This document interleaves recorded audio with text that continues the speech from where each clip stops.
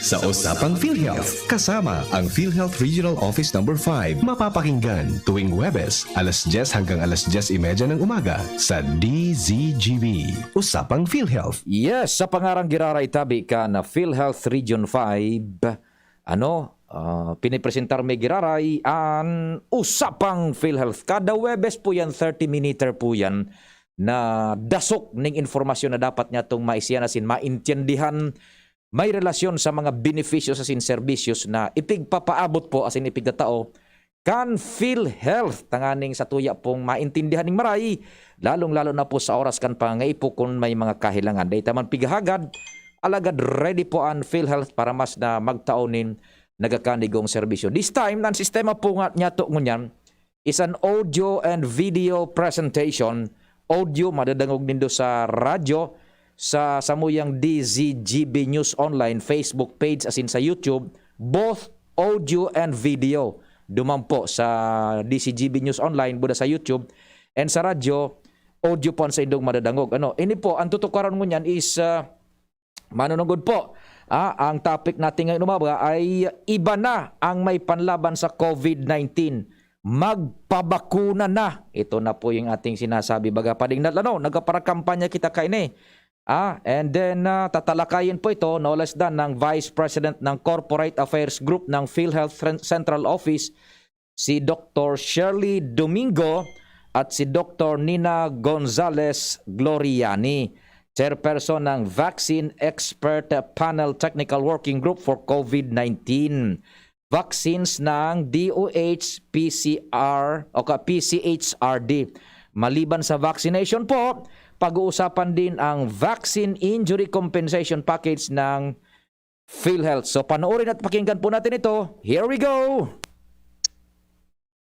Magandang araw sa lahat na nanonood ngayon. Ako po ay si Doc Gigi Domingo, ang makakasama ninyo muli sa araw na ito para sa isa na namang episode ng Alagang PhilHealth.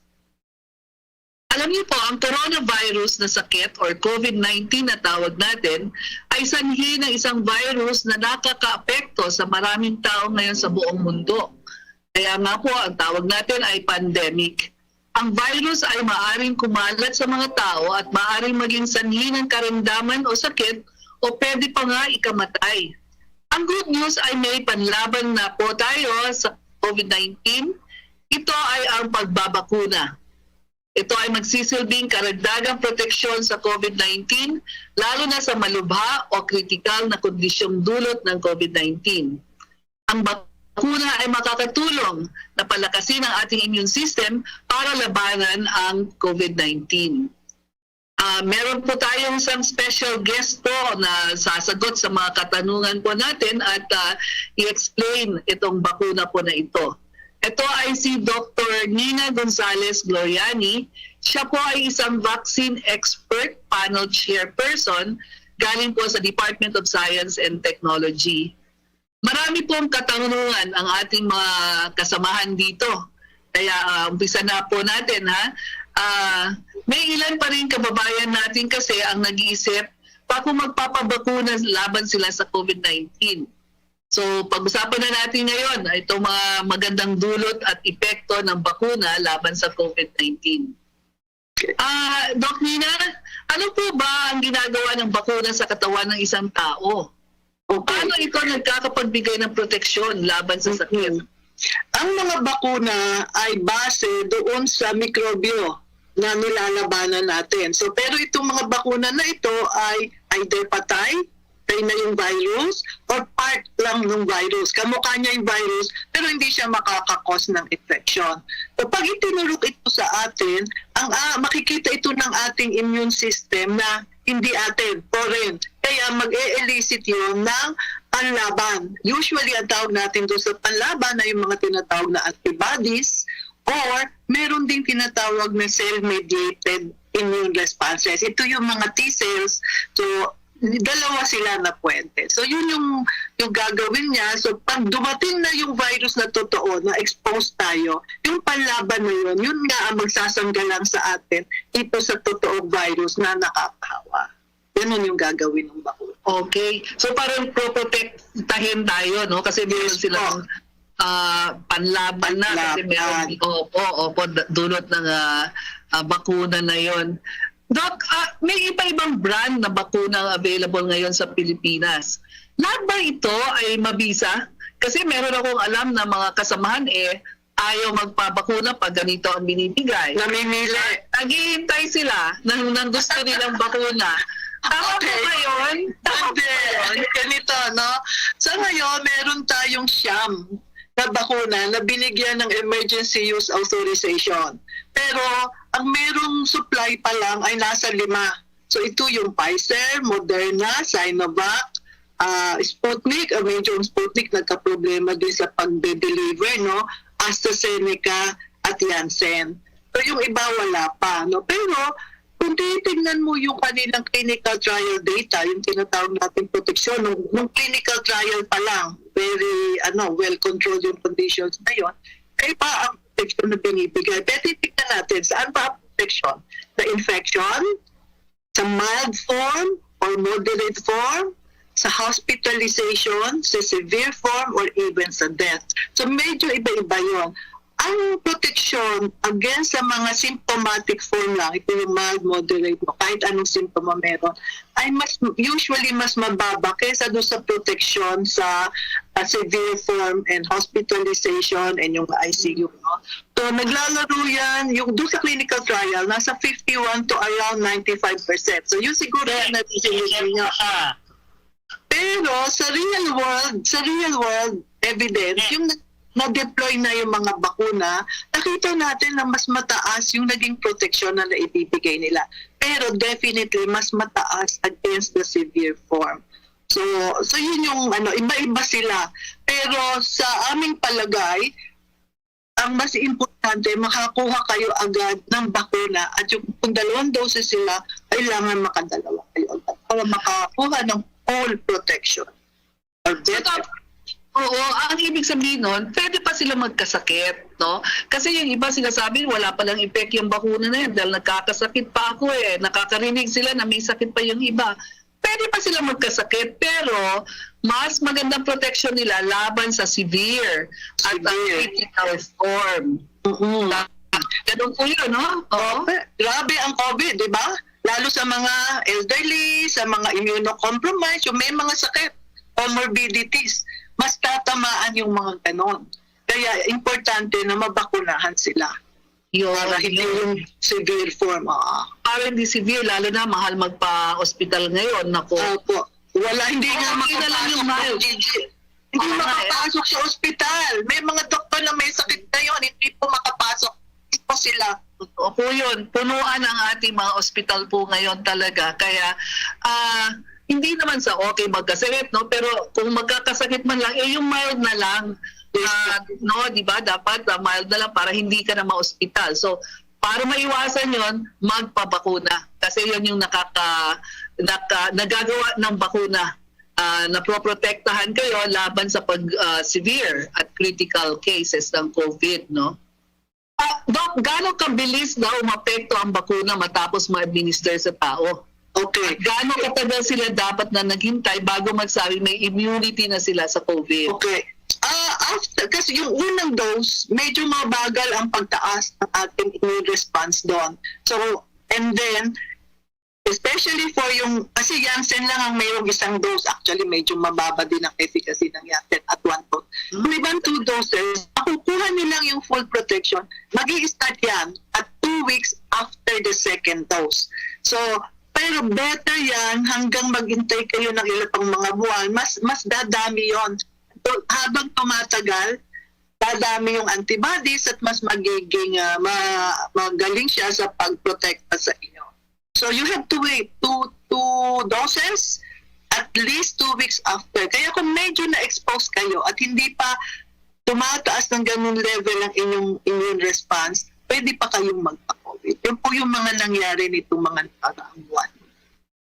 So bantay pa rin talaga.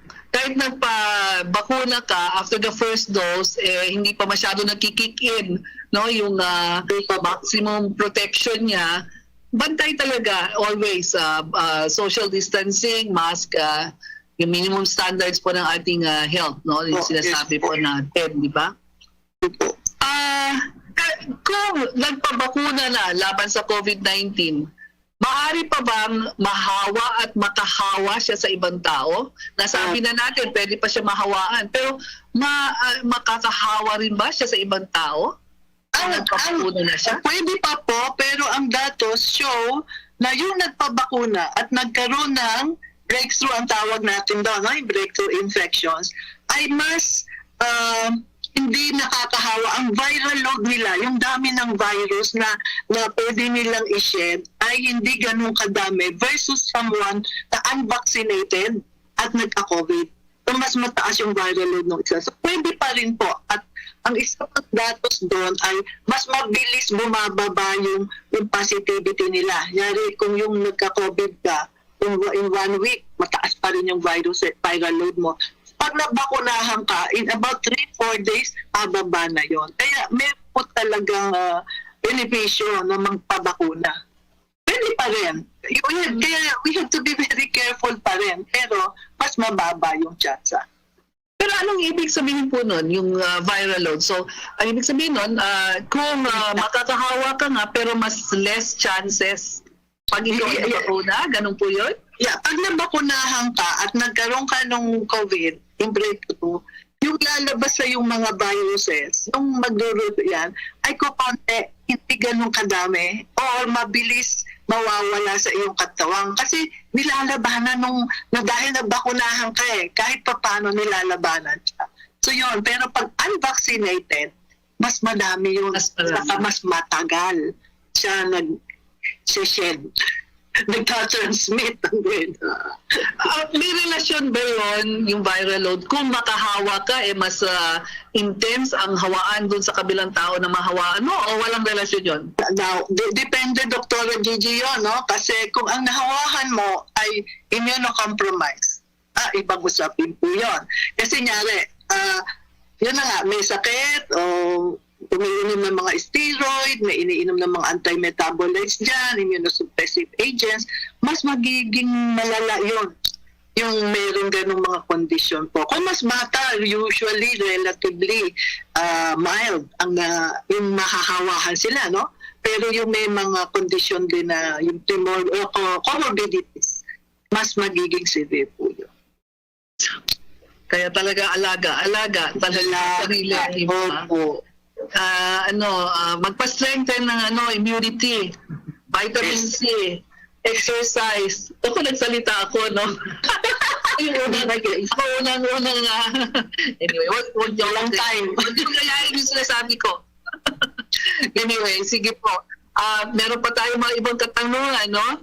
Kasi yung iba, nag-aagam-agam sila sa side effects ng puna. Kaya ayaw nila magpabakuna kasi marami tayong naririnig Iba kung saan-saan. Kaya natatakot sila. Ano ba dapat nilang maintindihan sa mga bakuna kung tapan natin ay side effects? Yes po. Normal na magkaroon ng reaction kasi foreign body to sa atin. Hindi yan self, no? So, ano yung normal? Pwede siyang local kasi puro lahat naman ng bakuna ngayon ay injectable. So, sasakit, mamamaga, mamumula.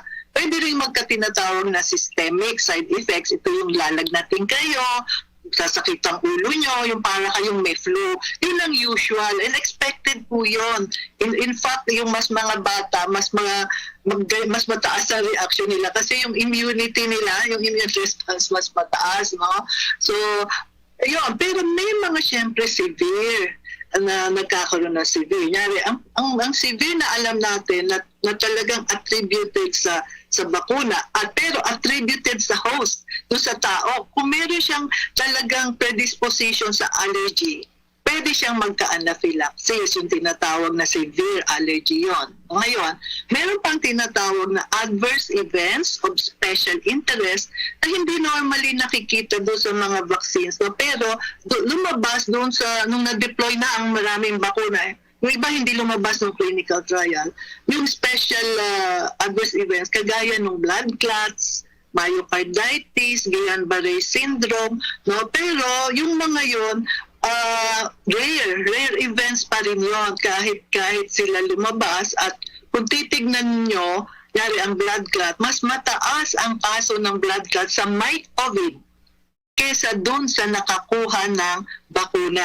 So, nyari, 4 sa 1 milyon na nabakunahan ay pwedeng sabi na nagkaroon sila ng blood clot.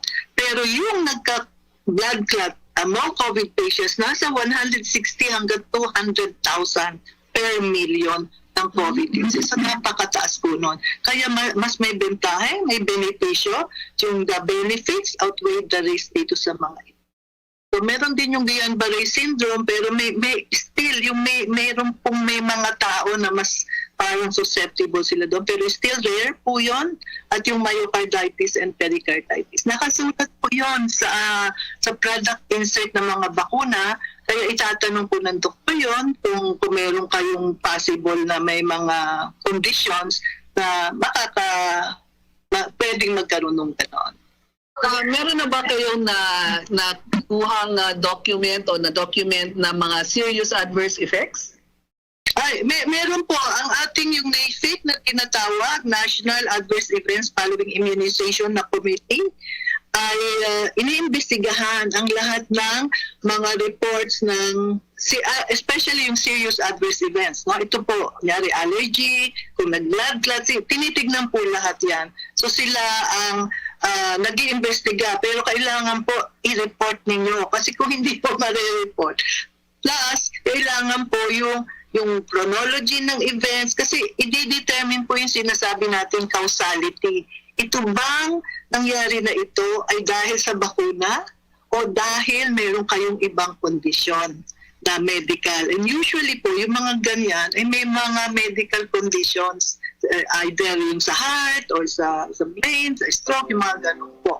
Kaya importante po yung causality na sinasabi. Investigahan po yan, pati yung mga laboratory tests. So sana po yung mga ganon, kasi ang serious adverse events usually napupunta po sa health facility yan or sa hospital.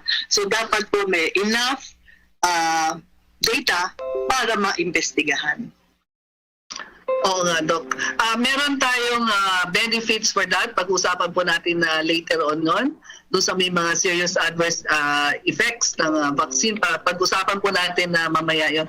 Meron akong gustong anuhin naman na kabila naman no, sa pinag-usapan natin ang side effect.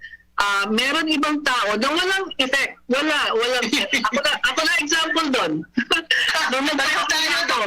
Hindi man lang sumakit yung ano ko. Pero yung anak ko na mas bata sa akin sumakit at bumigat. Tapos sabi na iba, siguro tubig lang ang in-injection sa inyo. Hindi pa. Ano ba ang masasabi natin dyan? Marami sabi, siguro tubig lang yan dahil wala kang side effect. Iba-iba po kasi ang tao, yung differences in biological response natin. So, sabi ko, nabanggit ko po kanina, yung mas bata, mas maano ang reaction nila kasi mas robust ang kanilang immunity, yung kanilang immune system. So, yung innate... Hindi ako bata, Dok. Hindi na rin bata. Actually, ako, pain lang. Wala nang iba. Tapos... Wala talaga. Ako wala. Wala at all.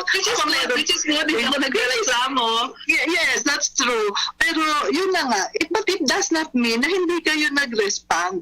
So, hindi naman ibig sabihin nun, hindi kayo tinalapat. Tubig daw. Hindi po.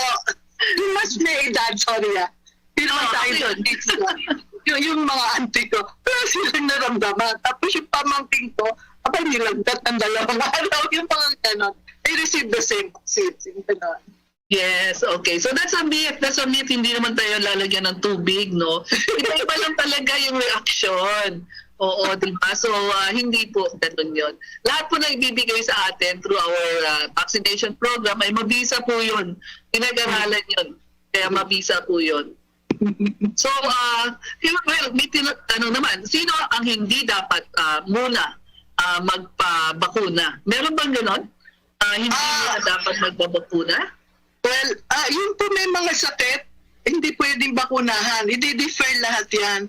At tapos, mayroon tayong special na mga populations na kailangan magbigay ng clearance, ng medical clearance from their doctors. Ito usually yung mga immune compromised, yung post transplant o post yung chemotherapy, may cancer, yung mga ganon. So meron pong kailangan na clearance yung mga yon until makabigay sila ng na medically stable siya. Ang term po ay dapat sila ay medically stable bago sila pwedeng bakunahan. So definitely, somebody na medically stable kahapon, pero ngayon naka-schedule siya at nagkaroon siya ng parang sipon, hindi po siya bibigyan. Dapat Huwag muna, no?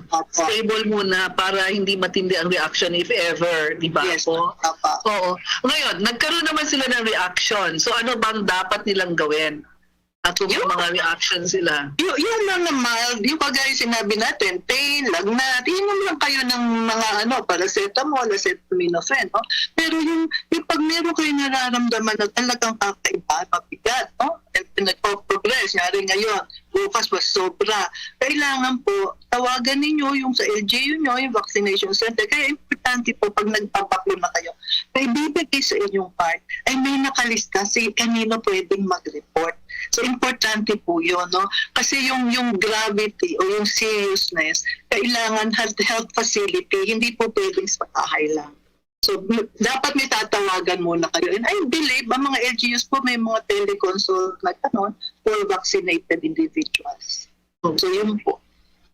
Doc Nina, yung ayaw rin na yung ibang magpabakuna kasi natatakot sila sa long-term effects. Okay. Oo, ano bang masasabi natin tungkol dito? Okay, well generally, yung mga bakuna, hindi COVID, no? Yung mga dati nating bakuna, MMR, polio, hepatitis A, wala pong mga long-term effects yan na dahil do sa bakuna, yung side effects na masama, no?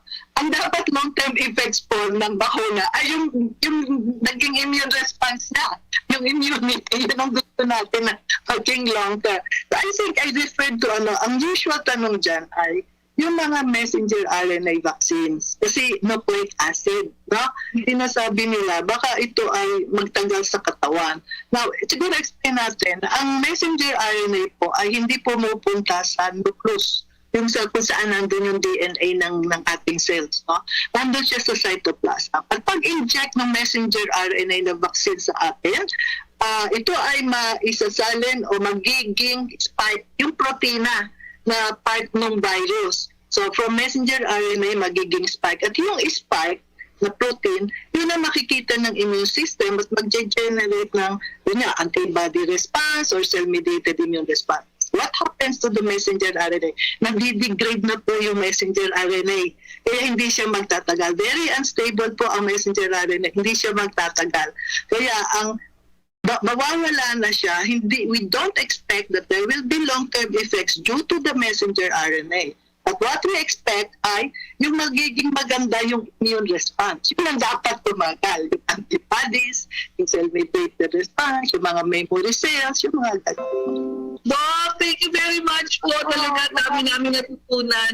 Ano po ang message nyo sa ating mga nanonood po sa atin? Okay, nabanggit ni Doc Gigi kanina na 40 ilang palang milyon, no? Nasa mga 20, wala pa tayo sa 30% immunization coverage.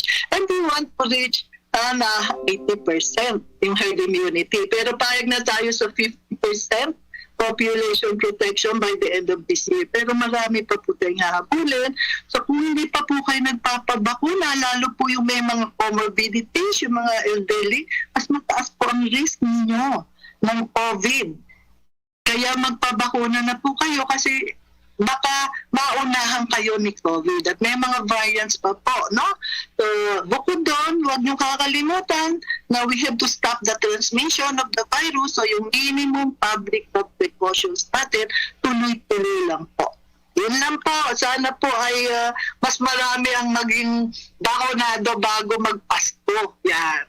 Thank you very much, Doc. Yun po talaga. Yan ang kailangan natin gawin. Herd immunity para maprotektahan yung buong population na ng Pilipinas. Yes, Diba? yes po. Yan. Kaya please, magpabakuna na po kayo para matulungan hindi lang kayo, pamilya nyo, kundi yung buong Pilipinas. COVID-19 Vaccine Injury Compensation Package. Nakapagpabakuna ka na ba laban sa COVID-19? Ano ang naramdaman mo matapos mabakunahan? Alam nating ang bakuna ang isa sa pinakamabisang paraan upang makaiwas sa mga komplikasyong dulot ng novel coronavirus. Subalit, katulad ng anumang bakuna o gamot, may posibilidad na makaranas ng side effects mula rito. Iba-iba ang reaksyon ng ating katawan sa bakuna.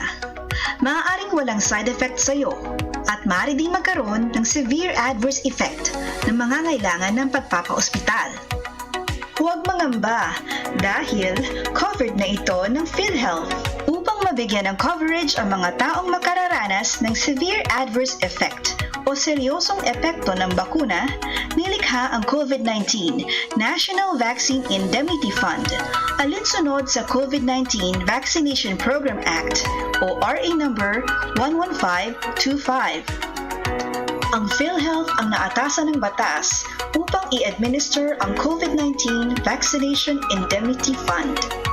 Dahil dito, inilunsad ng PhilHealth ang COVID-19 Vaccine Injury Compensation Package.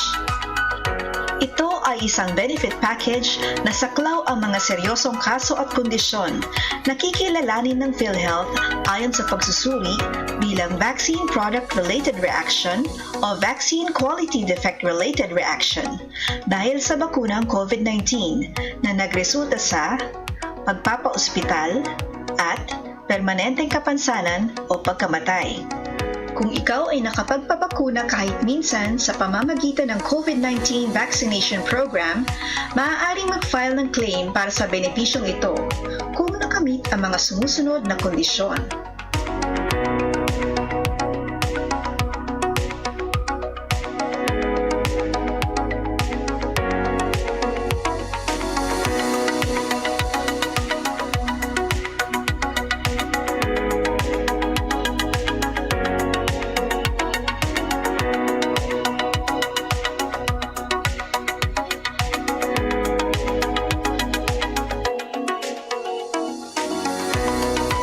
Aabot sa halagang 100,000 pesos ang maaaring ma-reimburse sa gastos sa ospital matapos maibawas ang mga senior citizens o PWD discounts, PhilHealth benefits at iba pang mga benepisyo. Kung ang nagpabakuna naman ay nagkaroon ng permanenteng kapansanan o namatay, makatatanggap siya ng gratuity o lump sum sa halagang 100,000 pesos. Para makapag-claim, ipasa lamang ang mga requirements sa pinakamalapit na tanggapan ng PhilHealth. Sakop ng PhilHealth benefit na ito ang lahat ng mababakunahan mula March 3, 2021 hanggang March 2, 2026 o hanggang makumpleto ang COVID-19 program. Tandaan, bihira ang malubhang side effects ng COVID-19 vaccines. Ang pagpapabakuna ang isa pa rin sa pinakamabisang panlaban sa mas malubhang epekto ng COVID-19 sa ating kalusugan. Sakali magkaroon ng severe adverse effect ang bakuna sa iyo, huwag magkatubiling pumunta sa pinakamalapit na ospital upang magpagamot. May PhilHealth coverage na maaasahan para sa mga gastusin mo.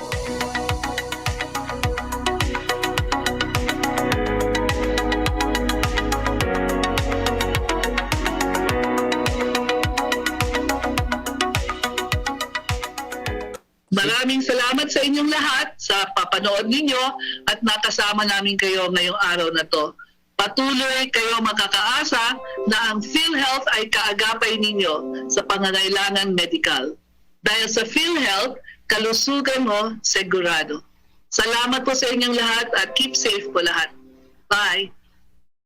Thank you so much. Yan po sa tuyang presentasyon ngayon kan usapang PhilHealth. Kumpadreng Jomar, follow up kay News Manager Mardela na lang. May interview, ano ba? O sige, diretso na natin may go signal si NMR. Yan po ang usapang PhilHealth. Diretso muna kita. Utan tayo ng konting minuto kay News Manager Mardela. May mga follow up duman sa report kaso bago. DCGB on assignment. Kumpareng Jomar, what's happening? Salamat pa rin, Pio. Good morning sa mga parantabay. Yun ako digdi sa Siga Memorial District Hospital. Ani unso tulong para sira na taga-parumpong na so nawara baga tayo na rescue. Dalawang ta daw kung makaurum tang live sa kaurum pa kay kanuning pulis. Sige. Si Rani Sales. Kung Madali lang. Oo, sige. Sir, pwede may kamakauron. Sa DCGB kita, sabi kita live. Ano tabi ang pangaran mo? Manito interno. Juanito Interno. Interno. Taga-side ka po? Taga Parungpong. Kaunahin ko tabi ni Pio Fernandez. Live ka mo sa DCGB sa radyo. Pio, si Mr. Juanito Interno. Pio, si Pio Fernandez. Lang. hello, Diyos madyag na ardaw tabi, Tio Juanito na interno, si Pio Fernandez tabi to yan. Turtur man yung biyahe, makusog sir. Oho. Inabot ning kusog. Anong nangyari tabi? Paki-istorya tabi, Tio Juanito. Go ahead tabi. Pag pugsatang sa kuyang motor sa lungso, intabli nabungkal. Ayun, opo. Sa inso direksyon nindo kang nabungkalang kamukan and tabi. Uli na po ako sa Parungpong. Pauli na po ako. Nakadeliver na ako ng mga sira. Iyo, oho. Mga anong oras tabi nangyari? Nalunod ako, sir, alas 2 ni nga pong kaswapon. Opo. Okay. Sa ina Na-rescue ako alas 8:30 ata ako anak kang riksyo. Opo. Sa ina parte tabi ka muna bungkalan kang entable. Over. Sa aralina po sa may kulong-kugong sa Kamsor. Sa may Kamsur. May Kamsor na, opo. Oho. Aralina sa may Gihalo, sir. Tampad na ako ng Gihalo. Yun. Natata nakarani ka duman sa may gihalo na ang direksyon nindo pauli sa Katanduanes. Over. Ang daagi ako, sir, sa kulong-kugong ado man po ako sa Parungpong. Ayun. Permi akong gahagi di dyan sa kulong-kugong. Ayun. So, diyan talaga ang rota mo haling tabako pauli ng Opo. Katanduanes. Opo. Yan, okay. Now, mga gurano kalangkaw sa mga ukol tabi, sa mga lungso. Tiga, kuyang ko, sir, kasubanggi ang estimate ko mga 2.5 meters.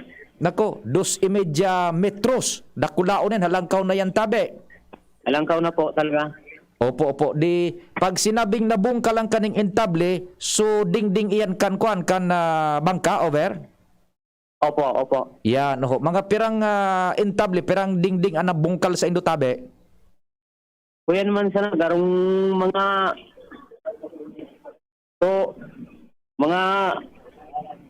10 by 10, mga 10 pulgadas subungkag, sir. Ayun, mga 10 Kwadrado. pulgadas. So natungkab. Okay. Now, Oo. pagkatapos ka itong natungkab, anong nangyari? Pagka-istorya tabe? Pagkatapos ng pagkatingkab, kuya na ako duman sa Kamarote, naggibo ako duman, sir, ning salog-salog sa itaas na dahil kami malugom sa tubig. Pero pigabot man siyempre. Alangkaw nga ni Sokol ning Iyo. babad kisa na kami, sir, sa iniyong orang Kasubanggi. Dahil tunong ning orang, sir, Kasubanggi sa tubig na dagat. Dahil man ako babad. Now, mga pirang oras ka mo tabi na nagpataw-pataw sa kadagatan? Basta, sir, kasuhapon ako na lunod. Kasuhapon na alas 2. Nagdamlag ako, na-rescue ako, alas 8:30. Iyo po. Sa ina lugar ka na tabi na rescue? Kuya ng tabi sa barangay kang Santo Domingo. Salvacion na yun. Salvacion. Oh. Ano ito? Salvacion po ito. Sir, kang manlilipot. Ayun, sa may malilipot na tabi. Okay. Opo. Oho. Apwera tabi sa imo, igwa ka pang kairiba? Igwa pa po. Sisay po tabi so kairiba mo dyan, tanganing madangog kan mga kababayan ta sa Karamuran, ang boses mismo pinagapod na pruebas na buhay tabi ka mo. Sisay pa so kairiba nindo dyan. Oni po, lipat ko. Sige tabi, salamat tabi. Opo. Hello?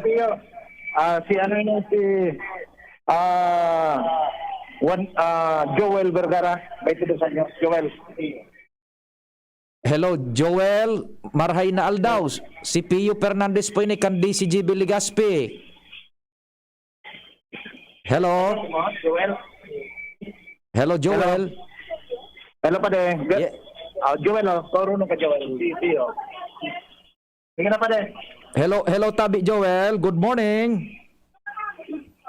Good morning. Opo. Ano po ang nangyari, Tabi, sa Indo? Ko na. Pare, garabo, pare tagaro may mga strong mo pa ini. Oh, sige. Ito lang si Mr. Juan ito ang sige. ano. Oh, at least iguan ng nadangog na boses, proof of life. Si Juan itong si Rani Sales, Rani Sales, si P. Fernandez. Hello, sir. Hello, Diyos madyag na ardaw, Tabi Rani, si Pio Fernandez to, Tabi, kan DCGB Legazpi. Ismanyag na hapon nun po, sir. Opo. Pwede ka, Tabi, maka-istorya kan experience sa Tabi nindo kan maglubog sa bangka? Sige po, sir. Kung paglubog kang bangka namo, makuha po ang Alpadorama kusog. Mhm. Pag ampas ng halo na so intable na nagbutas. Ayun. Oho, okay. Di paano ka mo, Tabi nakaligtas supig gibo nindo? Nagpuyan po kami sa itaas kang motor sa palo po. Nagkang po kami kaning butong na pang duman po kami sa taas. Aho. Iyo, taso bangka nindo may pigapod na palo gariso tori baga sa tahaw na nakatindog. Iyo po. Tapos nagbugta ka mo duman sa itaas, nagburugkos ka mo duman ning makakaputan. Iyo po, sa mga kapitan po. Yan. Duman po kami duman po pangaga sa taas. Nakatukaw ka mo, nakaburobod or what? Nakakapot sa na? Nakakapot po, tapos nakatukaw. Ayun, oho. Di so pirang oras ka mong nagpataw-pataw duman, Tabi, sa kadagatan? 12 oras po. 12 oras. Sa laog na nin 12 oras, ano ang sa indong pasistema? Linuya ka mo or what? Anong naglalaog sa isip na nindo, Tabi? Takot po, tapos dahil po ning pagturog. Tapos nalipot po. Iyo. Edi ano ang ginibo nindo tanganing makasalbar ka mo? Paano ka mo nakapadpad diyan sa may malilipot na, Tabi? Over. May kabisado man po ako din sa San Roque. Inapudan ko man po na mahagad man po kami ng rescue. Mhm. Okay. Si Alan Jackson po. Yan. Okay. Sus, may dara-dara ka mong cellphone, Tabi. Igwa po. Dai man ito na danyo sa nakaapod pa ka mo. Iyo po, nalubat man po kaso kinabli ko po sa kaibahan ko na nalubat kaya sa battery ko. Tanganing makahagad ng rescue. Yun. Kade ko putulong tanong mo na sa iya ka pigbulong so lugad niya sa kamot may lugar ini. Iyo, sige. Kade pig assistant na mga doktor dito. So basta Una pa din. Oho. So pigbanggit niyang si Alan Jackson, taga Barangay San Roque ni. Inang nakontak ni kasod ba? Yan, sige. Naiyo ang puminasiring duman, nagbilog ki grupo, nagpasiriring sinda sa Barangay Salvacion para i-rescue sa group. Kaurunong pa si Sige. Alan. Sige. Alan, live sa DCGB si Pio Fernandez, Tabi Alan. Hello, Alan. Hi, sir. Magandang umaga po. Good morning. Papa, Good morning po. Papa, no, Tabi nindo na rescue yan at tulong para sira pakiistorya, Tabi. Bali, ito po si Rani Sales. May contact number po sa kuya.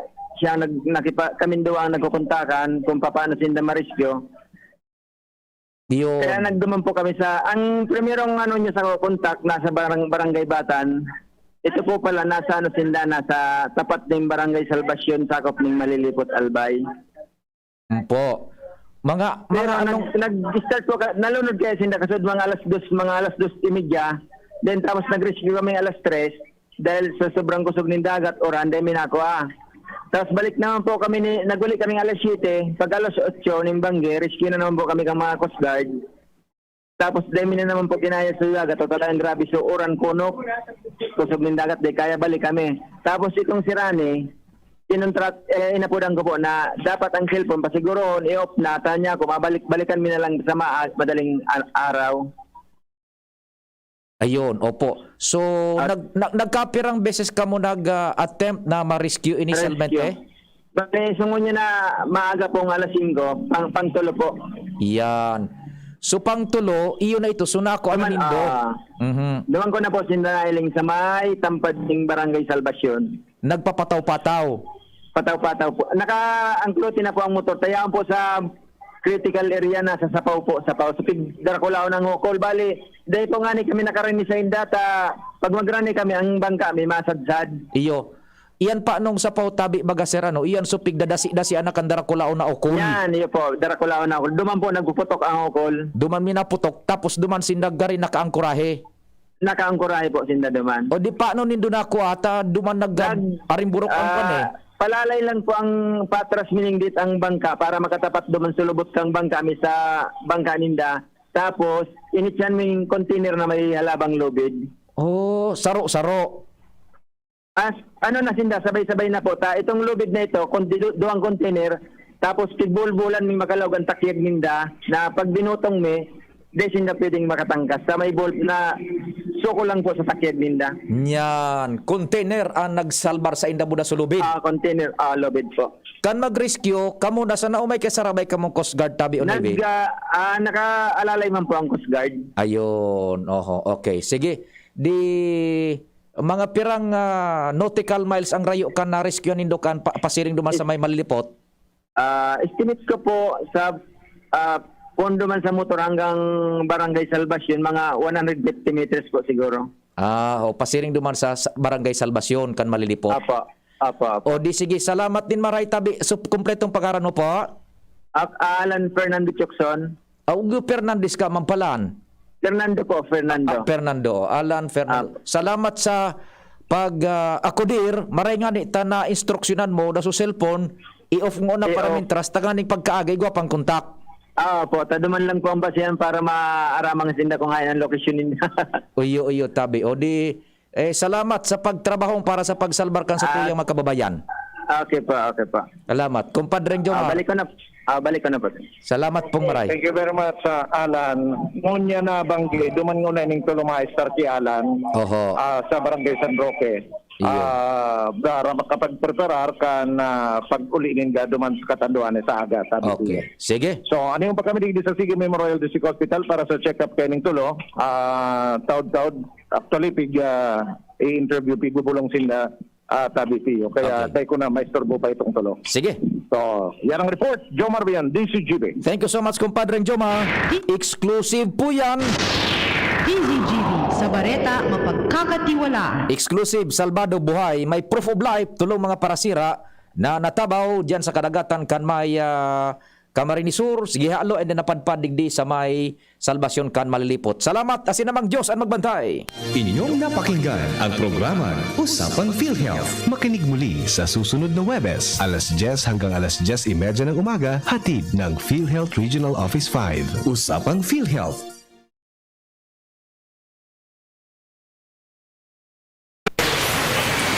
Panahon na naman yung Kapaskuhan.